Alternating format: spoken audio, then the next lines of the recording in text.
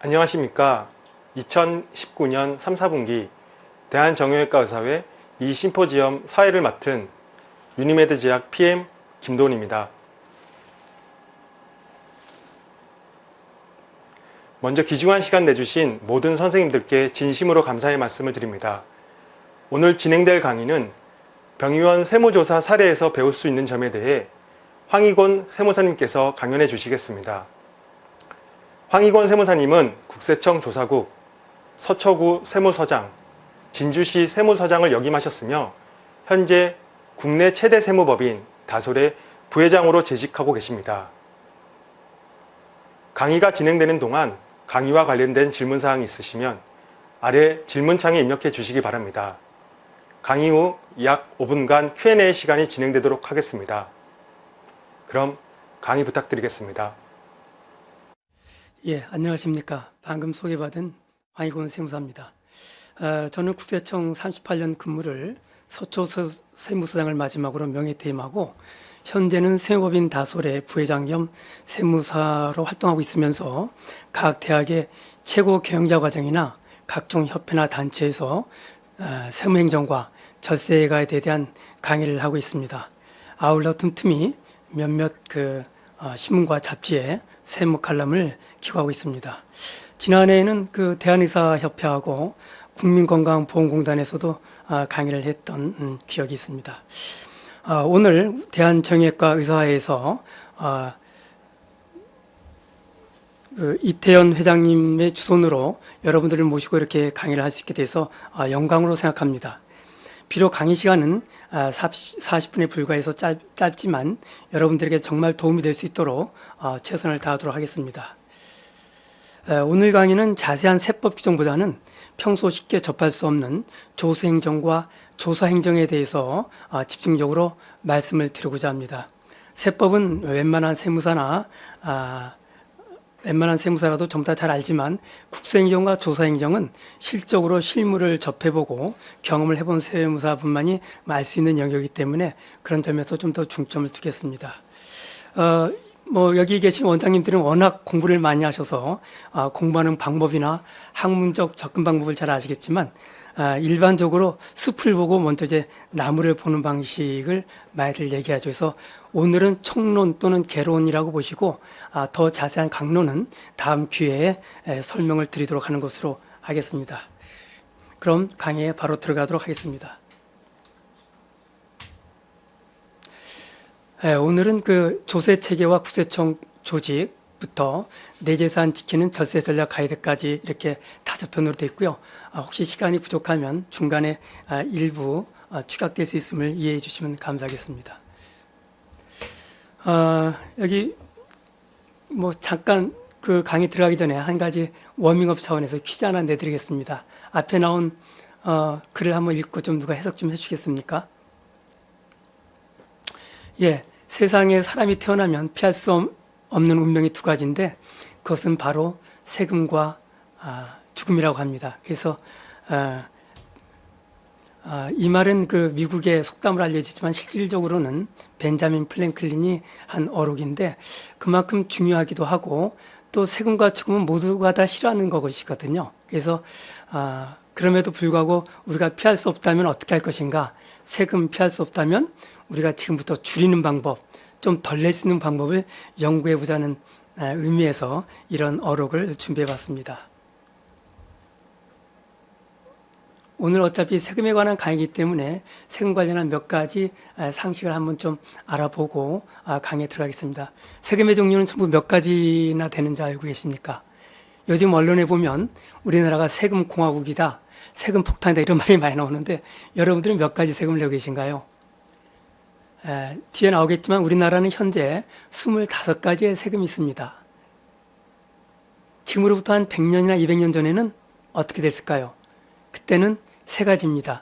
여러분들도 아시겠지만 조, 용, 조 그래서 3가지였는데 지금은 이제 사회가 많이 급변하고 다양하다 보니까 25가지가 됐습니다. 우리나라 예상 규모는 지금 현재 약 470조 원 정도입니다.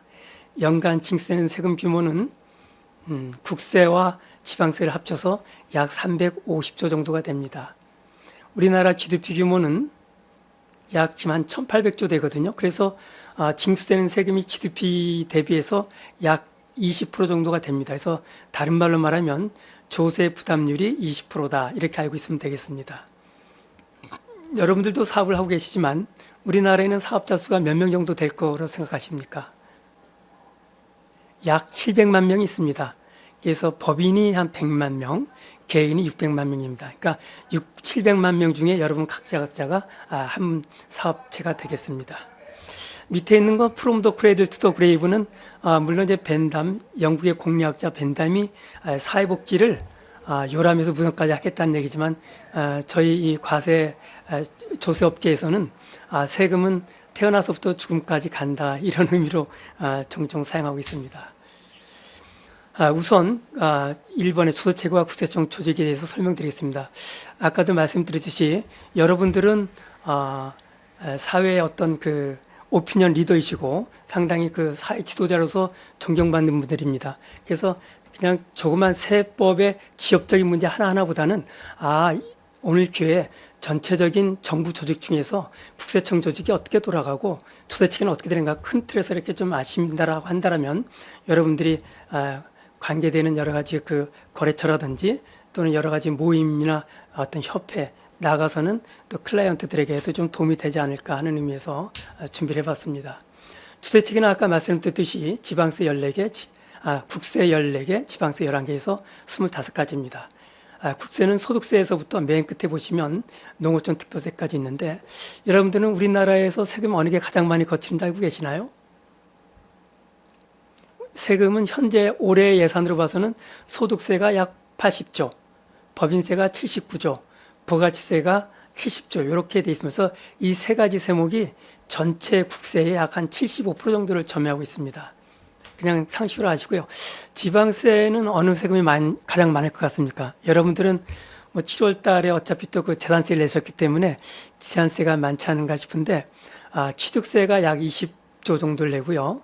그 다음에 담배 소비세가 13조 정도를 냅니다. 그래서 저도 이 통계를 보면서 놀랐는데 담배 소비세가 이렇게 정말 우리 그 재정 수요에 국가 경제에 큰 도움을 주고 있구나 하는 걸 다시 한번 상기하게 됩니다. 국세청은 내국세 부가 징수 감면에 관한 사항을 관장하고 있습니다. 관장하고 있습니다. 여러분들은 우리나라 공무원 조직이 크다고 생각하십니까? 적다고 생각하십니까? 많은 사람들이 공무원은 철밥통이다. 또 공무원 조직이 클수록 규제만 많다. 그래서 공무원 인원이 많아지고 커지는 걸 좀 부담스러운 경우가 있는데 우리나라에는 약 105만 명의 공무원이 있습니다. 그래서 중앙정부의 공무원이 약 70만 명, 지방직 공무원이 35만 명입니다. 그러면은 이 국가직 공무원 70만 명 중에 우리 국세청 공무원은 약 2만 명으로 네 번째로 많습니다. 제일 많은 게 교육공무원이 30만 명, 그 다음에 군인, 직업군인이 약 15만 명, 경찰이 13만 명, 국세청이 2만 명입니다. 그만큼 상당히 방대한 조직이라는 걸 말씀드리고 싶고요.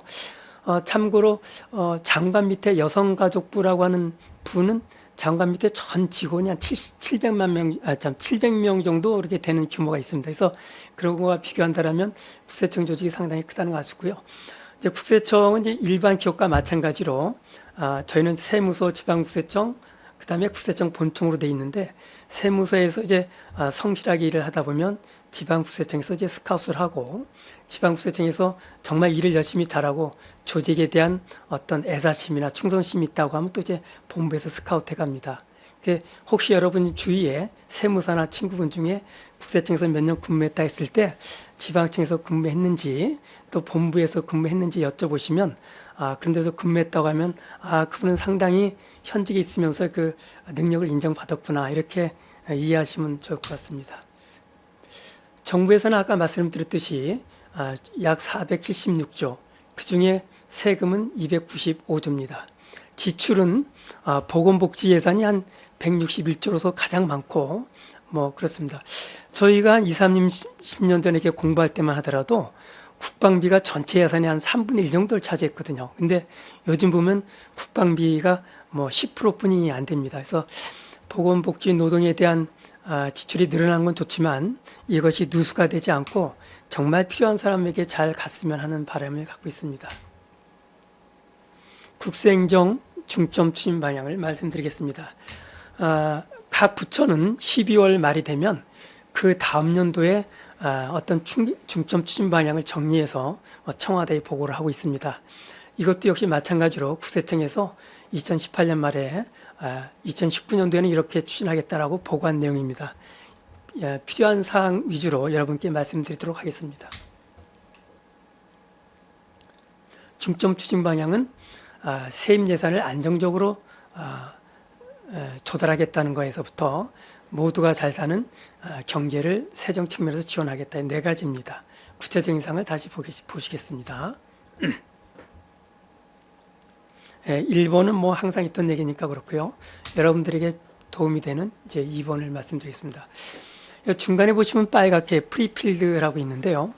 옛날에는 여러분들이 신고를 잘 하든 못하든 그냥 뒀다가 신고가 들어오면 그걸 분석해서 조사하는 방향으로 국세행정 운영되었었습니다. 그러나 이제는 서비스 차원에서 이러이러한 것이 좀 문제가 있다 한번 다시 한번 검토하라 해서 프리필드라고 해서 미리 이렇게 여러분들에게 여러 가지 자료를 제공해 줍니다. 그래서 보면은 뭐 신용카드 사적 사용 혐의가 있다든지 또 여러 가지 가족에 대한 인건비가 너무 많다든지 이런 것이 실질적으로 사실과 부합하는지 한 번 더 검토해 보라 이렇게 안내를 해주고 있습니다. 불공정 탈세에 대해서는 엄정하게 대응하고 있습니다. 그래서 여기에 오늘 특별히 여러분들이 알아야 될 사항들이 몇 가지 있습니다. 보면 대기업 대재생가의 변칙적 탈세 근절을 위해서 TI 시스템과 PCI 분석 시스템을 이제 가동하고 있다. TIS 시스템이라고 하면 Tax Integrated System, 그래서 국세 통합 시스템입니다. 정부의 어떤 기관에서도 세금과 관련된 모든 자료 또는 탈세제 보자료, 현금 영수증 발행 자료, 모든 자료가 TIS 시스템에 전부 다 저장이 됩니다. 또 하나는 PCI 분석 시스템이라고 해서 저희 말로는 소득 지출 분석 시스템이라고 합니다. 세무조사를 대상자를 선정할 때 이 사람이 1년에 총 소득은 얼마 신고했는데 이 사람이 1년에 취득한 재산은 얼마고 지출한 비용은 얼마다, 이걸 분석을 합니다. 내가 1년에 1억 벌었다고 신고했는데 뭐 자녀 유학비로 2억을 쓰고 또 뭐 회원권을 2억을 쓰고 2억을 사고 또 뭐 아파트를 샀다. 그래서 전부 10억을 썼다. 그러면은 앞뒤가 좀 안 맞지요. 그러면 이제 1억 신고했는데 실질 비용 지출한 건 9억이다. 그러면은 8억에 갭이 생기는데 이렇다면 이게 탈루 아니냐, 이런 측면에서 우리 분석 시스템을 가동하고 있는데 실제로 근데 오래 벌었었고 오래 쓰는 건 아니죠. 그래서 이거는 작년, 재작년에 번 것도 오래 쓸 수 있기 때문에 주로 5년 단위로 끊어서 분석 시스템을 활용하고 있습니다. 또 밑에 보시면은 역외 탈세와 다국적 기업 조세 회피에 대한 강력 대응, 그래서 FIU 정보 활용이라는 게 있습니다. FIU가 혹시 뭔지 얘기 많이 들어보셨나요?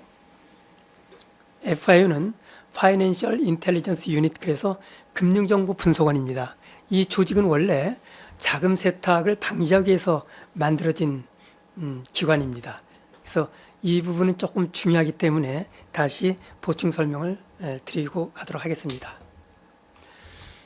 금융정보 분석원은 말씀드린 대로 모든 우리나라의 금융거래를 취합해서 분석합니다. 그런데 여기서 주로 분석하는 것은 CTR이라고 해서 고액 현금 거래, STR이라고 해서 의심스러운 거래를 보고받아서 관리하고 있습니다.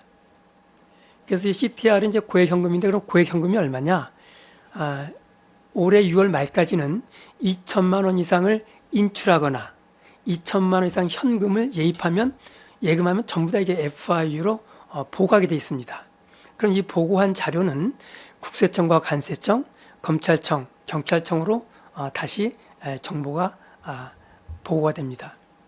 국세청에 보고되는 이유는 이것이 음성탈루 소득이 아닌가, 관세청에 보고되는 이유는 이것이 밀수와 관련된 자금이 아닌가, 경찰청에 보고되는 이유는 이게 불법 정치자금이 아닌가, 또 경찰청에 보고되는 것은 이게 도박자금이 아닌가, 이런 다양한 의심거래를 분석하기 위해서 각 집행기관에 보냅니다. 그래서 어떤 분들은 조사를 나왔는데 나는 다른 기업보다 성실하게 신고했는데 왜 소송 나왔지? 하면은 이 STR, CTR 때문에 문제가 된 경우가 많습니다. 그러니까 여러분들은 절대로 1,000만 원 이상을 예금하거나 인출하는 경우가 있으면 안 되겠습니다.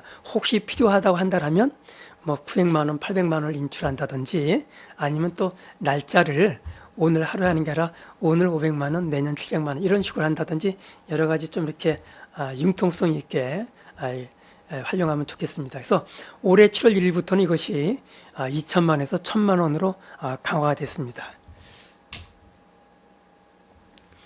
다 함께 잘 쓰는 경제를 위한 세정 측면에서 전에는 이제 우리가 세수가 모자라면 국가에서 조사도 좀 강화하고 세금을 지원하려고 세금을 이렇게 충당하려고 했는데 이제는 우리의 어떤 컨셉이 바뀌고 세정 지원 제도가 바뀌어서 기업들이 일을 잘할 수 있도록 해주자. 그래서 기업의 캐파 규모가 커지면 자연적으로 좀 세수도 증가할 거 아니냐 이런 측면에서 여러 가지로 세정 지원을 하고 있습니다. 자세한 내용을 한번 읽어보시면 되겠습니다. 잠깐 물 좀 마시겠습니다. 병의원 CEO가 꼭 알아야 할 추세 정책입니다. 웬만한 사항은 여러분 병원에도 가면 뭐 사무장도 있고 실장도 있고 뭐 여러분 계십니다. 이제 그분들이 다 알아서 하겠지만 그래도 CEO로서 그냥 큰 틀에서 알아야 될 것, 또 직원들한테 가끔씩 한번 챙겨야 될 부분 이런 것만 중요한 건 몇 개 골라서 말씀드리도록 하겠습니다.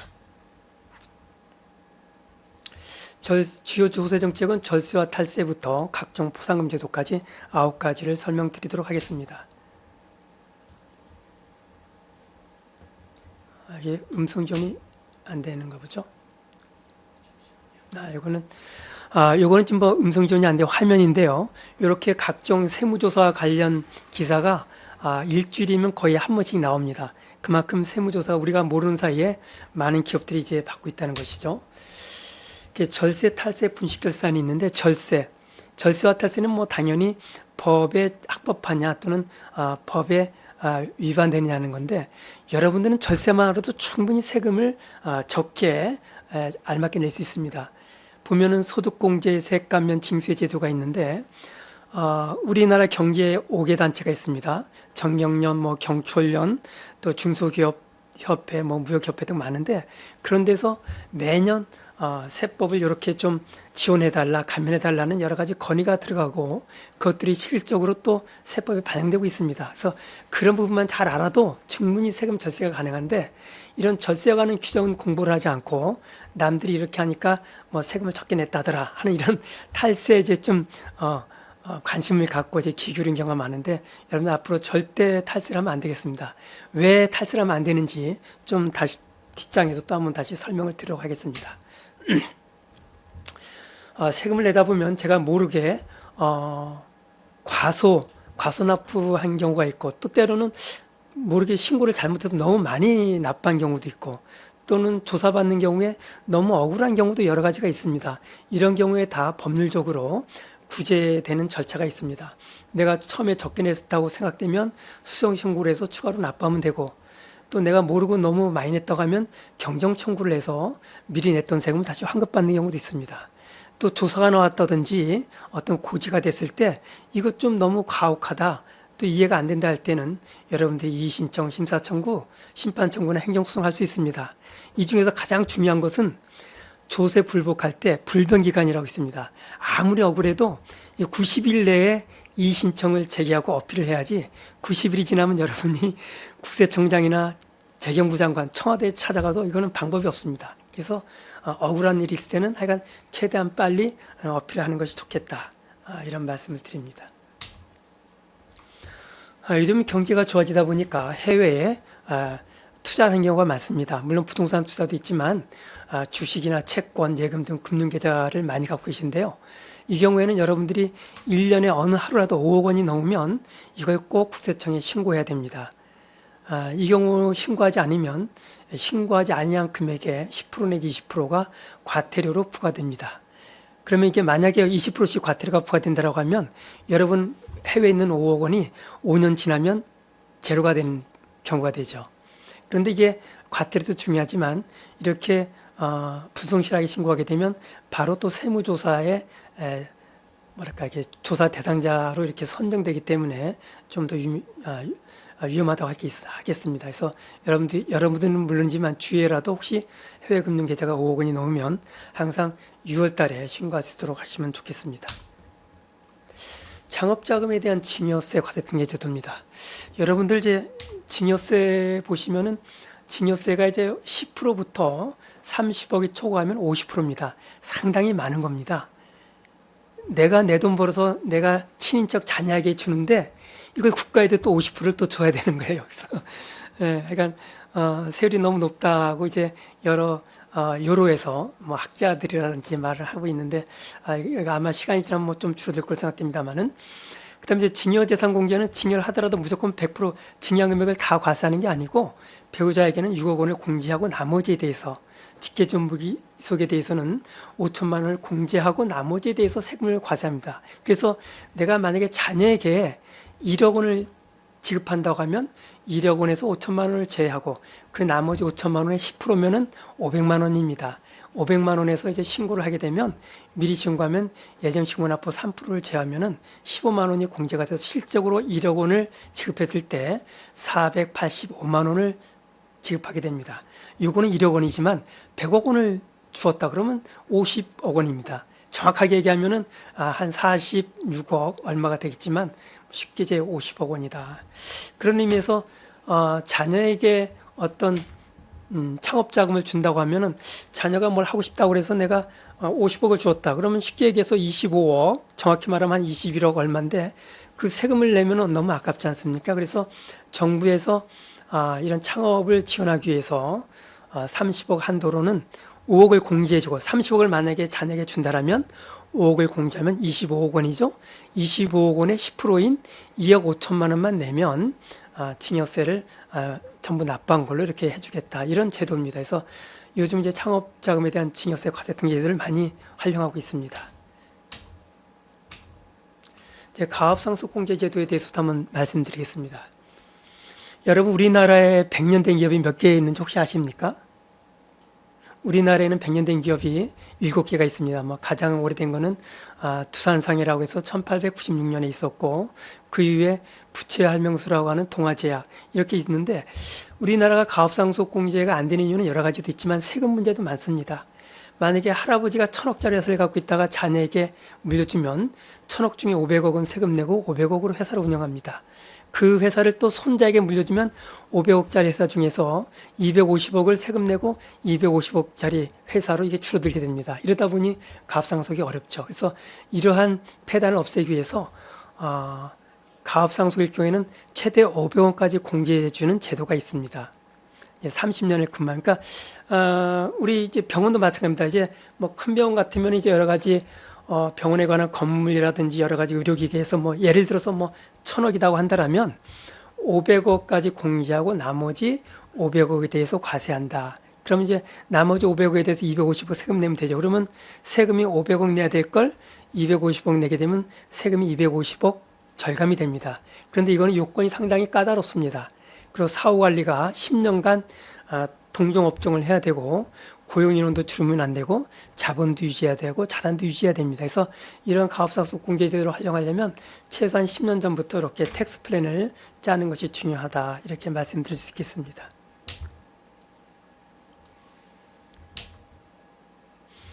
가지급금과 가수금이 있습니다.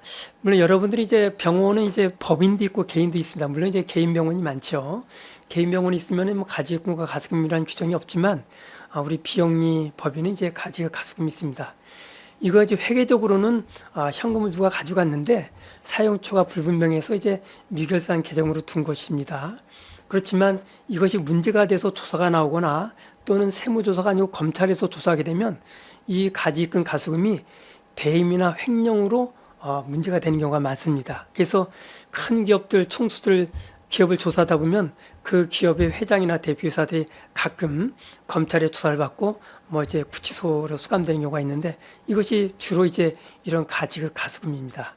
문제점이 많죠. 그래서 이거는 결산기에는 가능하면 어떻게든 이것을 없애도록 이렇게 회계 처리하는 것이 참 중요하다. 그다음에 이거에 대한 가지금 있을 때 문제점은 여러 가지 밑에 보시면 문제점이 한 4가지 이렇게 크게 써놨습니다.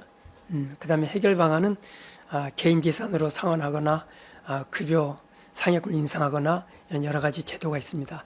이런 거는 이제 혹시 수임된 세무사나 이런 분들이 있으면 여쭤보시고, 또 혹시 이번 강의를 들으신 원장님께서는 언제든지 또 혹시 저희한테 전화나 메일로 여쭤주시면 그래도 이제 성실히 답변을 드리도록 하겠습니다. 이번에 이제 병의원과 관련된 간단한 가이드를 일단 설명드리겠습니다. 정형외과는 관련이 없겠습니다만은 의료 용역은 부가치세가 도입된 1917년 7월 1일부터 면세로 데우다가 2011년부터 성형과 관련된 미용과 관련된 의료 용역은 부가치세로 과세 전환이 됐습니다. 또 이후에 이것이 좀 더 몇 가지 더 확대가 돼서 이제는 그 피부 관련 미용이라든지 피부 재생 관련된 것도 과세 범위로 확대가 됐습니다. 아마 점차적으로 이 과세 범위가 늘어날 걸로 생각이 됩니다. 또 이어서 현금 영수증 의무 발급 및 확대가 있는데요. 현재는 10만 원 이상 현금을 받게 되면 반드시 본인 클라이언트들, 환자들이 요구하지 않아도 발급을 하게 돼 있습니다. 발급하지 않게 되면 미발행 금액의 20%가 가산세가 됩니다. 근데 요거는 올해부터고 작년까지는 미발행 금액의 50%를 과태료로 납부하게 됐습니다. 그래서 실제로 어떤 치과병원을 조사했는데 5년 사이에 15억 원을 탈루했습니다. 그런데 이 업체를 조사하다 보니까 과태료가 7억 5천만 원, 또 나머지 세금이 부과가 돼서 결국은 탈루된 금액 전체보다도 많은 17억 원이 추징됐던 그런 사례가 있습니다. 네, 성실신고 확인제도와 관련해서는 우리가 병원이 5억 원이 넘으면 연간 매출액, 수익금액이 5억 원이 넘으면 성실신고 확인서를 제출하게 되어 있습니다. 이거는 세무사가 이 업체는 정말 성실하다는 걸 한 번 더 검증해 주는 거죠. 그럼에도 불구하고 잘못됐다고 하면 기업은 병원은 병원대로 추징세를 당하게 되고 그 확인해 준 세무사는 징계를 받도록 그렇게 되어 있습니다. 앞으로 이 병원에는 물론 이제 원장님도 계시지만은 페이닥터라든지 봉지기들도 계실 겁니다. 이런 페이닥터 분들께서는 언젠가를 또 개원을 하시게 될 텐데 그때를 위해서 간단하게 몇 가지 세무 팁을 드리겠습니다. 병의원은 유형이 개인으로 하는 법도 있고 공동사업하는 경우도 있고 네트워크 형태, 병리범위 등 여러 가지가 있습니다. 이 형태에 따라서 세금을 많이 내느냐 적게 내느냐 어떻게 내냐 다 다릅니다. 그래서 이제 병원은 보통 이제 종합소득세와 부가가치세, 원천세, 법인세, 증여세, 또 이제 준조세라고 하는 4대 보험료를 냅니다. 이것도 역시 병원의 유형, 형태에 따라서 납부하는 방법이 다릅니다.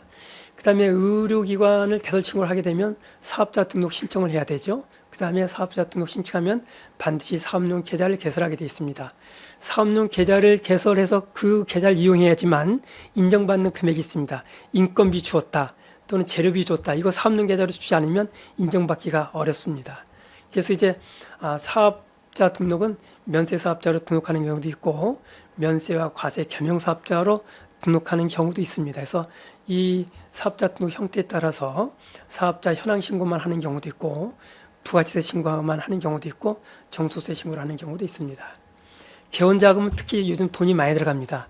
병원 의료기기도 비싸고 또 병원 건물 구입하거나 살려면 상당히 비쌉니다. 그래서 그 자금을 내 돈으로 할 것이냐, 은행에서 빌려서 대출받아서 할 것이냐, 또는 증여받을 것이냐, 또는 공동출자할 것이냐, 이거에 따라서 앞으로의 절세 효과가 다 다릅니다. 한 번 더 검토해 보시기 바랍니다. 자기 자금으로 하는 것이 유리할 것 같지만 실제로 그렇지 않습니다. 다른 금융대출을 받으면 그 차입금에 대한 이자가 비용으로 지출되는데 자기 자금으로 하게 되면 자기가 다른 데 투자해서 얻을 수 있는 이익, 회계상으로는 기회 비용이라고 하는데 그거를 놓칠 수가 있거든요. 그래서 자금 조달도 어떻게 할 것이냐 한번 연구해 보시고요. 병원을 건물을 구입할 때 본인 혼자 명으로 할 것인지 아니면 부인과 같이 공동명으로 할 것인지 한번 검토해 보는 게 상당히 유용한 절세 효과 중에 하나입니다. 그 다음에 반드시 상가임대차 임차를 하게 되면 상가임대차 보호법에 의해서 그 상가 확정일자를 받으시면 여러 가지 나중에 채권 채무 관계에서 여러분들이 도움을 받을 수 있습니다. 의료기기도 마찬가지로 이제 시설 투자를 하게 되면 금융 리스, 운용 리스, 직접 구입 등 여러 가지 방법이 있는데 이런 방법에 따라서 감가상각을 할 수 있는지 없는지 또는 비용으로 계속 인정받을 수 있는지 없는지 이렇게 또 뭐 효과가 좀 달라집니다. 근데 금융 리스일 경우에는 또 투자세 공개를 추가로 받을 수 있기 때문에 같은 리스를 하더라도 어떤 리스를 할 것인지 한번 여러분들이 검토해 보시면 도움이 될 것 같습니다. 수입의 구성은 보통 뭐 다 아시다시피 보험 수입, 비보험 수입, 의료 부대 수입이 있습니다. 뭐 보험 수입은 주로 이제 건강보험공단이나 각종 공제조합으로 받게 되겠죠. 그런데 이제 수익의 인식 기준을 보면 우리가 12월 달에 청구하면 이 금액이 우리가 1월 달에 입금되는 경우도 있습니다. 이럴 때는 청구 금액을 기준으로 그 해의 수익 금액으로 잡으면 되겠습니다. 현금 영수증 발급과 확대는 아까 말씀드렸지만 10만 원 이상이면 의무 반드시 강제적으로 이제 발급해야 되는데 이 10만 원이란 기준은 총 진료비입니다. 그래서 보험급여를 내가 20만 원을 받고 본인 부담은 8만 원이다 그러면은 총 진료비는 28만 원이거든요. 그러니까 신고를 해야 됩니다. 본인 부담이 8만 원이기 때문에 현금영수증 발행 안 한다. 이런 분들이 있는데 그러면 잘못된 겁니다. 총 진료비 기준으로 10만 원 이상이면 납부를 해야 됩니다. 그다음에 여러분들 조사에 대해서는 상당히 좀 걱정이 되고 또 이제 때로는 뭐 약간의 두려움도 있지만은 조사가 갑자기 나오는 경우는 드뭅니다. 조사가 나오기 전에 사업장 현황 신고할 때 신고 내용 분석 결과 통지를 해주고요. 또 종합소득세 신고 전에 이러이러한 거 다시 한번 검토해 달라고 아까 프리필드처럼 내용을 또 통보하고 또 신고를 받고 나서도 사후검증 대상자로 선정을 해서 이러이러한 부분은 다시 한번 수정신고하라고 이렇게 여러 차례 소명자료나 수정신고 안내를 보냅니다. 그럼에도 불구하고 불성실하게 수정신고할 때는 조사 나간다는 것이죠. 그 다음에 이제 비용도 여러 가지 전략적인 비용이 있는데 여러분들 보면 이제 뭐 경조사비 이런 거는 이제 개인 비용인 줄 알고 이제 또 비용 처리 안 하는 경우도 있고 학회비라든지 해외 출장비, 카드 수수료 이런 걸 놓치는 경우도 있습니다. 여러분들 요즘은 이제 많이 그 인권이 높아져서 의료에 대한 어필도 많이 들어오죠. 그래서 의료사고 합의금 같은 거 이런 거 전부 다 비용으로 인정이 되는 겁니다. 그래서 이런 거는 혹시 빠뜨리지 마시고 앞으로 잘 관리하시면 여러분들 세금을 절세할 수 있을 것 같습니다. 각종 포상금 제도인데요. 탈세제보 포상금이 한도가 40억입니다. IMF 때 1998년 이전에는 제보 포상금이 500만 원이었습니다. 1년에 탈세 제보 들어오는 것이 500건이 안 됐어요. 근데 IMF 때 10,000건이 들어왔습니다. 그래서 그 탈세 제보를 가지고 조사하다 보니까 그 당시에 뭐 기업들이 전부 도산이 되고 워크아웃하고 뭐 다운사이징 하느라고 기업들이 뭐 이렇게 상당히 어려워서 우리 세금 그 징수도 어렵겠다고 했는데 이 탈세 제보가 급격히 늘고 이 탈세 제보를 통해서 조사를 통해서 상당히 많은 세금을 징수했던 일이 있습니다. 이 탈세 제보는 누가 내는지 혹시 아세요? 탈세 제보는 경쟁업체가 내는 게 아닙니다. 우리 기업에 그 들어오는 입구에 계시는 방어원이나 안내원, 수의분들이 내는 게 아닙니다. 탈세 제보는 가장 핵심 있는 사람이 내는 거거든요. 근데 이게 옛날에 500만일 때는 안 냈지만 40억 원입니다.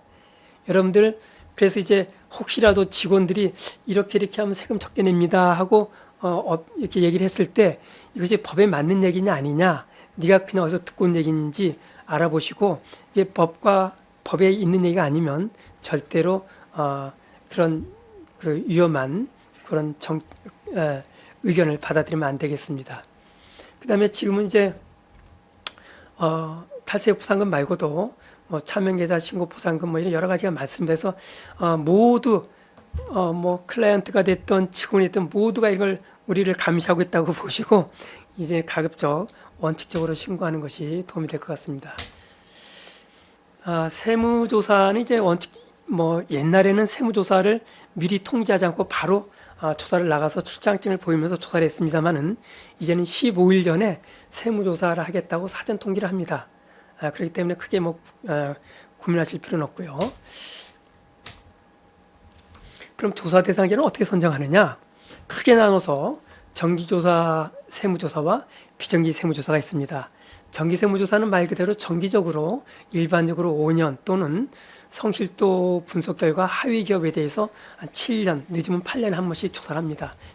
큰 문제는 없는데 비정기조사가 상당히 기업에 커다란 데미지를 줍니다.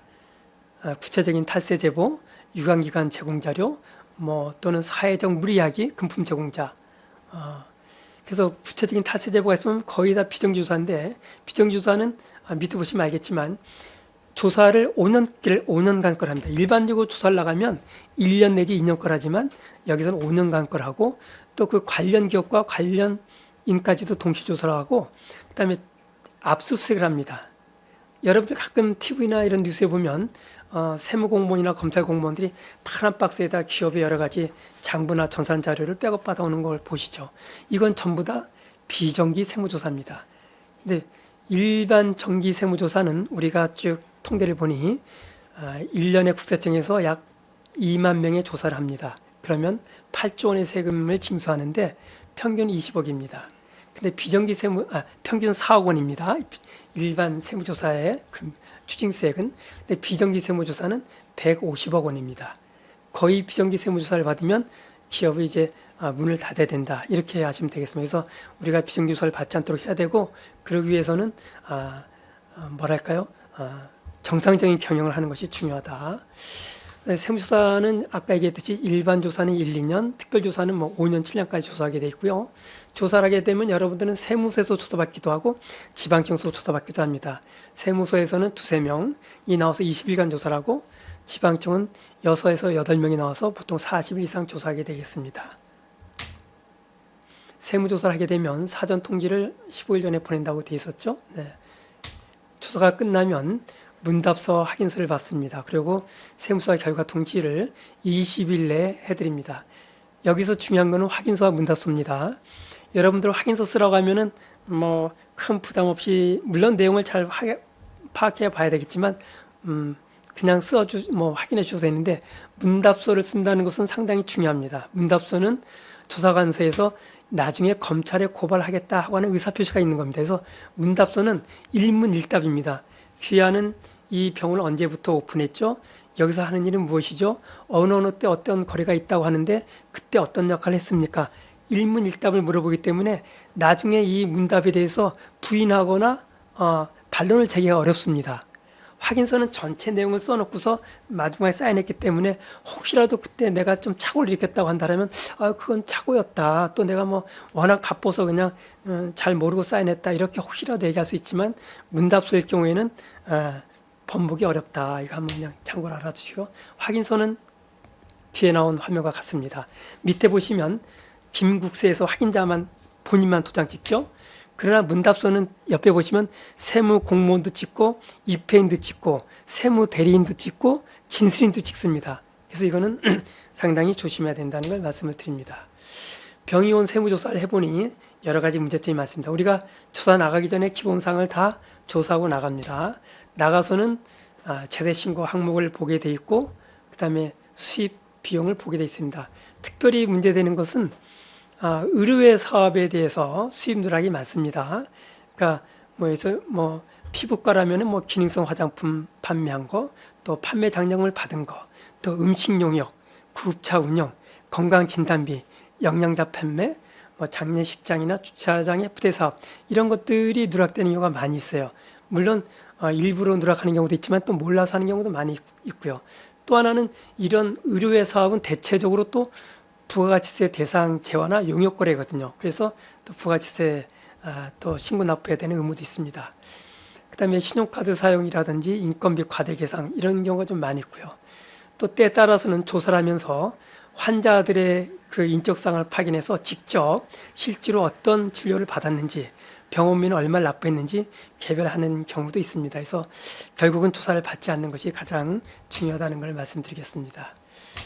지금 시간이 거의 돼서 내재산 지키는 젖세 전략 가이드는 오늘 그냥 팁으로 준비했습니다만은 요즘 가장 많이 상담이 들어오는 것들 위주로 이렇게 정리했습니다. 한번 읽어보시고 궁금한 게 있으면 가까운 세무사 아니면 오늘 강의한 저한테 연락을 주시면 성실히 답변해 드리도록 하겠습니다. 요즘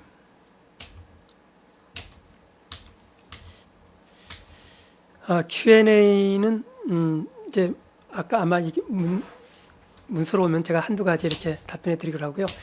아까 뭐 저기 우리 이태원 회장님께서 여러 가지 공지사항 드린 걸 봤습니다만은 아주 여기 보시면 큰 나무가 있습니다. 근데 아무리 큰 나무도 혼자서는 숲을 이룰 수 없다고 합니다. 그래서 우리가 여러 우리 의사의 그 회원 여러분들이 손과 마음을 합쳐서 멀리서 보면 푸른 빛이 돌고 가까이서는 정말 그 아름다운 새소리 물소리가 들리는 정외과 의사회의 숲을 만들어 가시기를 기대하면서 오늘 간단히 강의를 마치도록 하겠습니다. 여러분 건승하시고 사업이 번창하시길 빌겠습니다. 감사합니다. 고가 차량을 현금으로 구입할 때 세무조사의 대상이 될 수 있나요? 네. 실적으로 한 20년 전에는 우리 외제차가 참 드물어서 외제차를 타고 다니면은 그런 것들이 이렇게 좀 차량 번호를 우리가 수집해서 이분들이 과연 외제차 탈 만한 소득이 있는지 검토해서 조사를 했던 경우가 있습니다.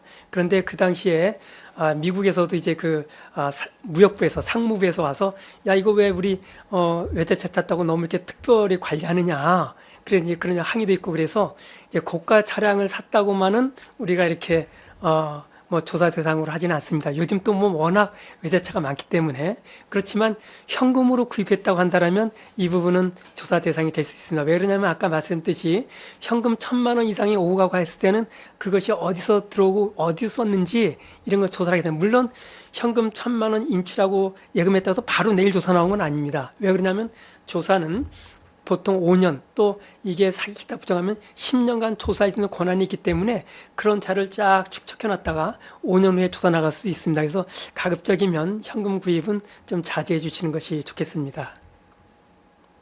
끝입니까? 또 다른 질문 없으십니까?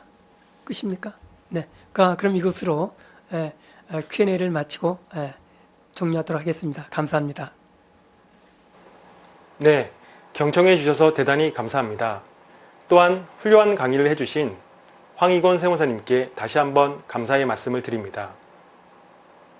오늘 방송한 강의 영상은 일주일 후부터 대한정형외과 의사회 홈페이지에서 다시 보기 서비스를 진행할 예정입니다.